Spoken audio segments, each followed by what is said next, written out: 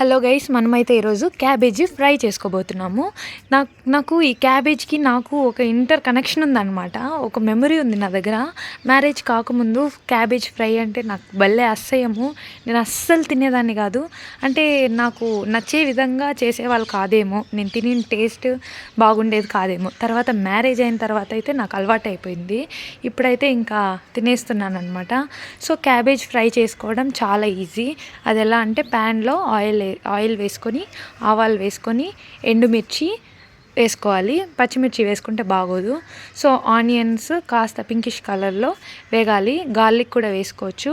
తర్వాత మనం కట్ చేసుకున్న క్యాబేజ్ని హాఫ్ బాయిల్ చేసేసుకోవాలి. స్టార్టింగ్లోనే కొద్దిగా లైట్గా, ఎక్కువ కాదు, జస్ట్ లైట్గా చేసుకున్న తర్వాత సో ఈ ఆయిల్ వీటిలో అయితే మనం వేసేసి బాగా వేగించుకోవాలి. ఆయిల్లోని కొంచెం బాగా వేగితే టేస్ట్ బాగుంటుంది. ఇక్కడ ఆయిల్లో రోస్ట్ అయితే తర్వాత మనం ఉప్పు కారం వేసేసుకుంటే, అదే కొత్తిమీర కరివేపాకు, అదైతే అన్నిట్లో కంపల్సరీ, అన్ని వంటల్లో మన cabbage fry ready. Garam masala కూడా యాడ్ చేసుకుంటే గరంగా ఉంటుంది. మీకు కొంచెం గరం తక్కువగా కావాలంటే సో అట్లే ఇలా చేసుకోవచ్చు అనమాట. గరం మసాలా వేసుకోకుండా తింటే మాత్రము ఆ టేస్ట్ వేరే లెవెల్. నేను టేస్ట్ చేసి చెప్తాను ఎట్లుందో. అండ్ పైగా అప్పట్లో అయితే క్యాబేజ్ ఫ్రై తినాలంటే నాకు వామిటింగ్ వచ్చేదనమాట. నేను తినలేకపోయేదాన్ని. ఇప్పుడు రైస్కి ఉట్టి క్యాబేజ్ ఫ్రై ఉంటే కూడా తినేస్తున్నాను. సో అలవాటు అయిపోయింది అంతే అనమాట. అంటారు కదా, తినగా వేము తీయగుంటుందనేసి.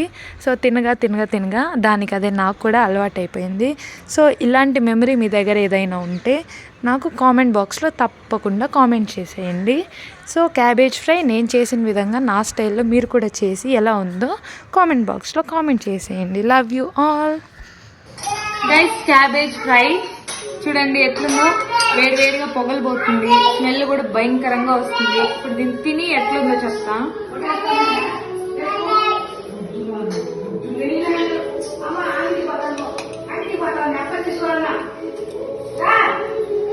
కొద్దిగా స్పైసీగా ఉంది కానీ బాగుంది.